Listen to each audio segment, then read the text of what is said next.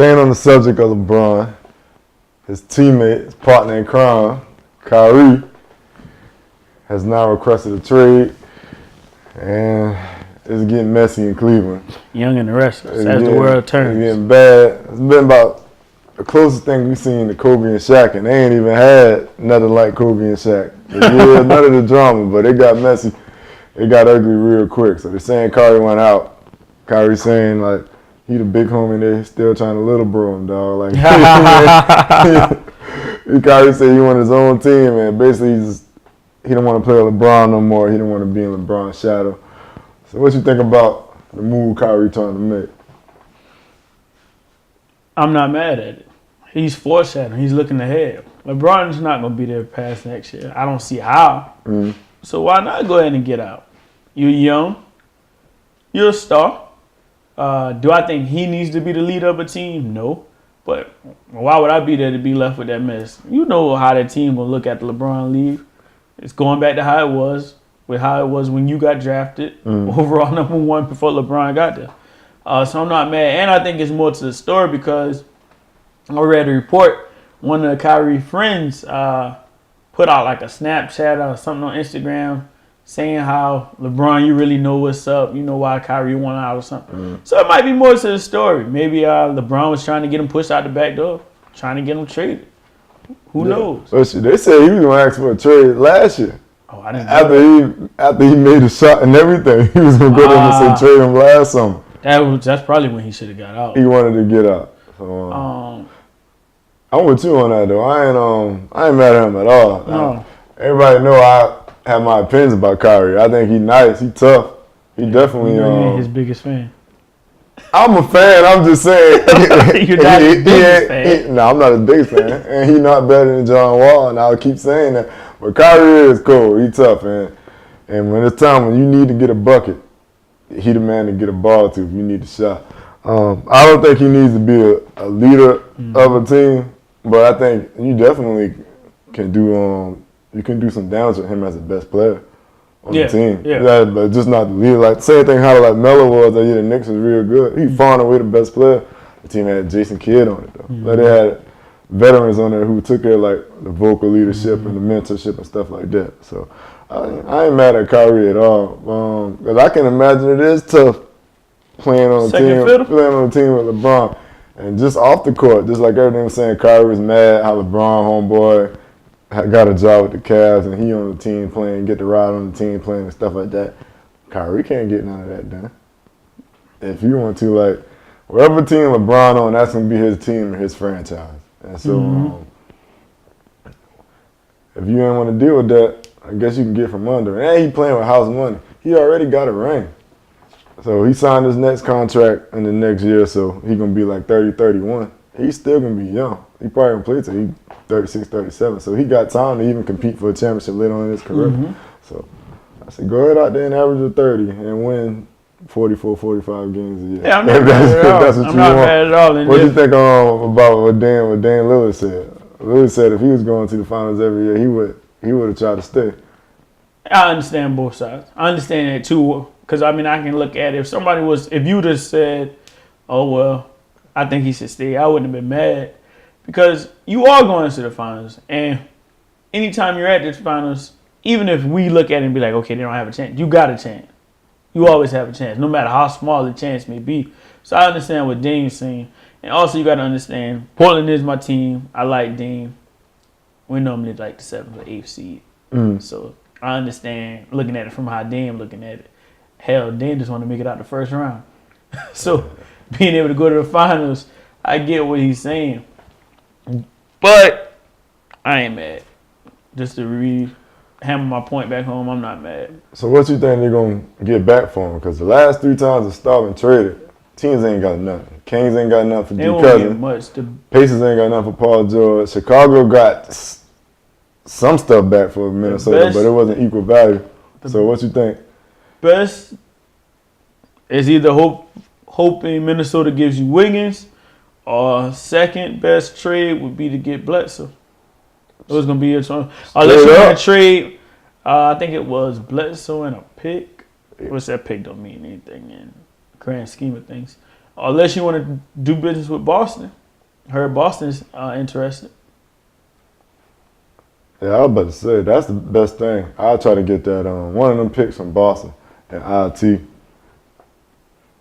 That'll probably be the closest thing you can get. They say Miami offered Dragic and Justice Winslow, but that ain't enough. Like you said, it pretty much looks like thing to me.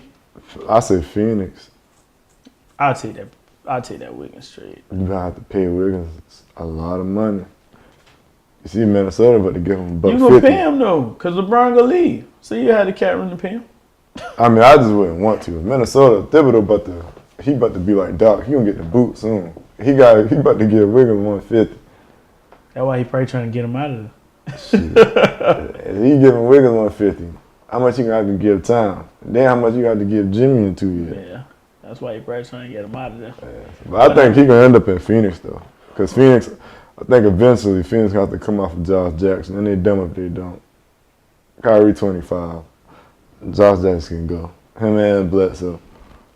They have to come off Josh Jackson, but I'll do that for Kyrie. Kyrie and Devin Booker, that'll get you 40 wins. I'm about to you see what happened with CJ and Dame, so that'll get you right. Yeah, that's buckets. Close to the playoffs. That's buckets right there. But I mean, I understand everybody's beating him up, but if it is true that he found out LeBron was trying to get him traded, I'm not mad at him. I don't think LeBron was trying to get him traded, but I don't think LeBron wasn't opposed to saying, hey, we can get Paul George. I don't mind coming off of Kyrie. Yeah. Which I'm not mad at LeBron either. You can get the team better by getting rid of Kyrie. Because I was saying that's the only way you're going to get better to beat Golden State. You're going to have to come up off of Kyrie. Because trading Kevin Love just wasn't going to do it. Yeah.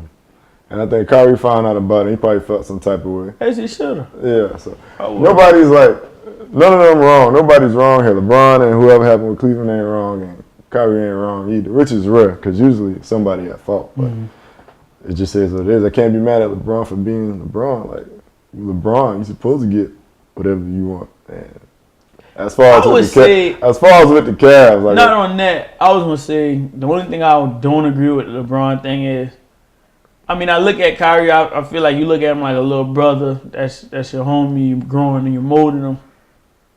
That's kind of like a stab in the back. If you were out there saying, okay, well, if we can get Paul George, yeah, we can trade Kyrie. That's kind of messed up. I don't really see no problem with that. I mean, I don't know, like John Wall said, we don't know their relationship. Because if it's just mostly just basketball, then he can go. Like, I mean, if we going to get better, because, bro, you playing, you got time. LeBron legacy on the line.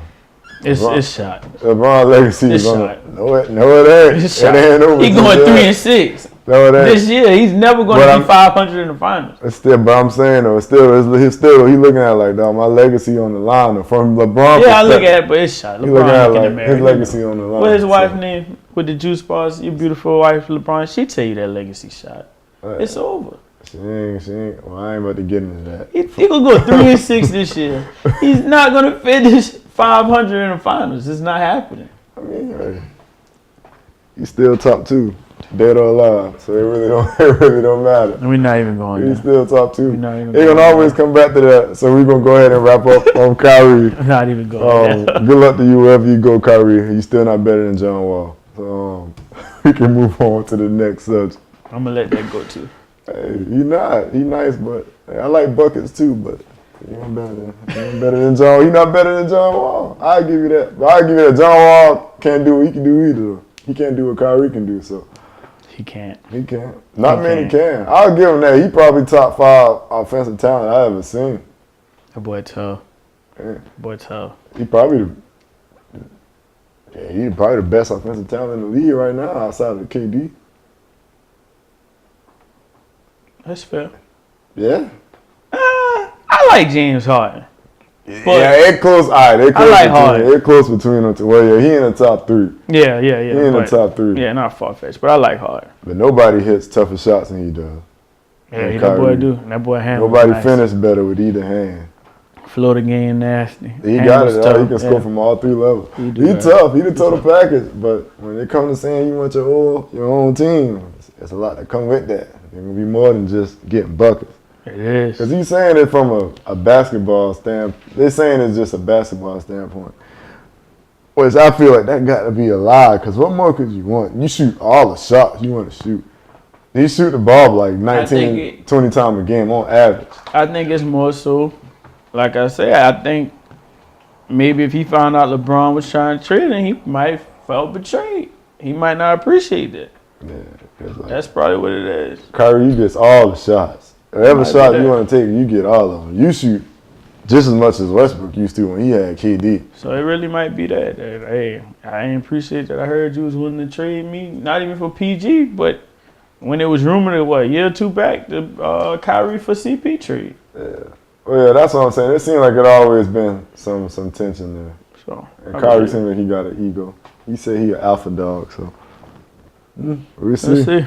We'll see. Jumping ship. You forgot. The next one, Colin Kaepernick. What you doing? That's why I said jumping ship. That's what I thought he was about to transition. You want that sitting there all done. That's why. But we good. Just keep going, Mark. Yeah. That's why I said because we both was dying it out together. That's why I said let's see jumping ship. All right. So moving along, going back to a subject that we've discussed more than once on this podcast. Colin Kaepernick is back in the news again. Not that he's doing anything wrong, but anytime a team can potentially sign a quarterback, his name has to be the first one to pop up. And the Baltimore Ravens been the latest team to pass on him. I think they ended up signing, I don't even know the guy's name. Who it was? I think might have been David Moore, but his name not important. I think he was playing in the Arena League. So I can't remember. Working at a realty or something like that. Mm-hmm. And Baltimore chose not to sign him. And I think the owner said we weighing our options. The owner said, pray for us. as if Colin was out here, like Colin was out here murdering people or something like that. So I'll let you go ahead and what you think of the latest situation with the Ravens? I thought this could have been a feel-good story to what it has been because of the crime rate in the Baltimore. I was about to say, they made it for a touchy situation out the gate because of the police. Because you got to think about the pushback that been come from the police department. Now, if I'm the owner of the team, I don't care. Well, I guess you kind of do got to care about that because you play in the city. You don't care because people still going to feel. Well, we know this. People love their sports. Black, white, yellow, red. It don't matter. They still going to fill them seats. They going to talk trash. But guess what? When the Ravens kick off, what's the opening day? September, what? Second weekend of September. Something like that. Those people still going to fill that stadium. So I thought this could have been something good. It could have slightly got the NFL off the hook somewhat. And I felt like this could have been a good landing spot because of what happens and what has happened in the Baltimore area. He definitely blew it. The owner, he blew it. He should have signed him. And even aside making it a feel-good story, to go pick up a guy that wasn't from a football standpoint, none of it added makes no sense at all. So he blew it, and they're blatantly putting it out there that this is what's going to happen. Like, and they're cowards. They're cowards. Yeah, like the NFL, man from Philly said. Our owners, they are cowards. Yeah, Jenkins, they are all cowards. They won't sign them, and they're trying to say, oh, we just don't want that. We don't want the pushback. It's been people that has had DUIs, manslaughter, drunk driving, and he killed the guy. Not the bash him, because we all make mistakes, but drunk driving, killed the guy. Got out and got signed. Just like that. Disputes. Yeah, not even getting into all of the domestic disputes. Hit women. They even cheered. Like I said, not even trying to bash it. They were cheering for Ray Rice. Yeah. Even after that. So, yeah. Ben Roethlisberger with his allegations. He got rape. Three. So, I mean, it's bull, man. It really is. It just doesn't make any sense that the Seahawks not going to let them off the hook. They blew it, too, because, everybody wanted to start making the argument. We would have to change our offense. How you don't? Because of his type of skill set as a quarterback. How? But who? You changed the offense for a backup. Exactly. And then I was going to say, anyway, The offense changed for the backup whether they're mobile or not. Exactly. Because if Aaron Rodgers, Lord forbid, got hurt and Brett Hundley came in, he is mobile, but the offense is not going to be the same. Because you're not Aaron Rodgers. Tom Brady got hurt. Cam Newton. Yeah, it's just not going to work. So the Seahawks blew it. The Jets, they're getting a pass. But nobody on their roster at quarterback right now is better than him. I mean, their owner has been an avid Trump supporter, so nobody even, that was out the question. He's not ever playing for the Jets. Now we're hoping the Dolphins. But at this point in time, even if the Dolphins were to sign him. Nah, they already got Cutler today. Oh, they got Cutler? I didn't even see it today. Cutler came back for $10 million out of the booth. Yikes! $10 million for Cutler. Wow. That Miami one is an interesting one because he did wear that Castro shirt. Yeah, and the Cuban population is thick down there. So if Miami were to pass, I mean, and they said that would have been the reason. I couldn't fault them for that because I don't know how that affect those people. So that's a different story. But they said, I just read something though. They said Miami it was Kyle Orton and I think your boy Tim Tebow name came up too. Wow. Your boy Tebow name came up too. So, but they went and got Cutler. But how it's going now though, Alvin already he's going to end up playing this year though. You think he will? Too many. Them bodies dropping. Somebody gonna have somebody. But I don't even care once he gets signed. Like I think it won't matter now because the damage already been done. Yeah, so I don't even care. Like the NFL doesn't deserve any praise. The team that signed him, the owner, they don't deserve us to wrap our arms around that organization saying kumbaya because, like you said, the damage has been done. And he didn't do nothing wrong. No crime, no criminal history, no nothing. So yeah, it's sad, man. It really is. I don't know. Maybe if he cut his hair, like Vic. I can't even. Like so Vic I won't said. even go on to Vic. Honestly though, Vic don't get Vic only speaking from the only place that he knows. Because when he had his thing, that was the first thing he did when he was trying to get back in the league. He had to cut those braids. But that's where the separation come from. Kaepernick didn't do nothing wrong. He didn't do nothing wrong. It's crazy, man. But I wish, like you saw, Malcolm Jenkins called them cowards. Safety from the Philadelphia Eagles. Richard Sherman spoke basically said the same thing. Stay in your place, boy. That's basically what they're saying. Doug Baldwin spoke out. I wish they would boycott. And even Doug Baldwin even came out and said that he was wrong. He said when it first happened, he was on the other side. It was just football. And then he was like, at this point, like it's all in your face. Like just admit it. Like people don't even want to admit that this what it's about. I wish they would strike though. And why I say that is because people probably that's gonna watch this might be like, well, if you was making more time means you strike. Trust me, they wouldn't have to sit out long. And this would be the perfect time while it's preseason. Oh, we ain't coming to training camp. We ain't showing no preseason game. It wouldn't have to last 2 weeks. I guarantee you he'd be signed. All they gotta do is make the threat that we ain't playing week 1. We all sitting out.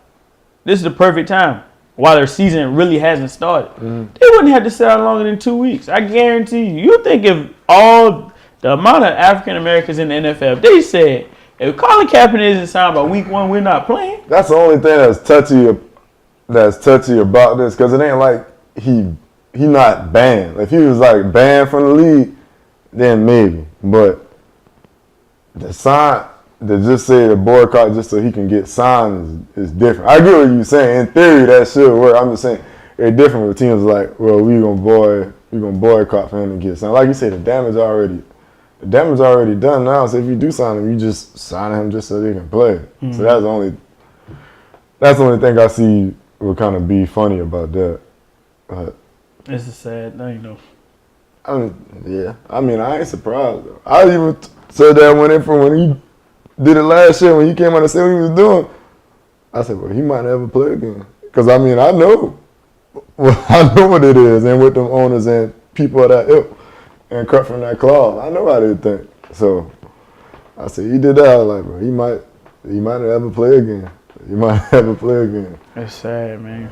Sad. It's just the world. Do better, NFL. It's the world we live in, man. Do better. Some people can get what they want when they do stuff, and some people can't. And that's as deep into that as I get. So Kaepernick deserves a job, and this whole situation is sad, but it's the reality we live in America. So, but we're gonna stay on the NFL. The season is about to start. Had the Hall of Fame game this past Thursday with the Cowboys, and I forgot who they played because preseason don't really matter. The Cardinals. But and we're gonna have a whole NFL preview show coming up. We just about to dive into some stuff real quick. What you looking forward to most this season right here, outside of Green Bay, not getting you into your Aaron Rodgers bag this early?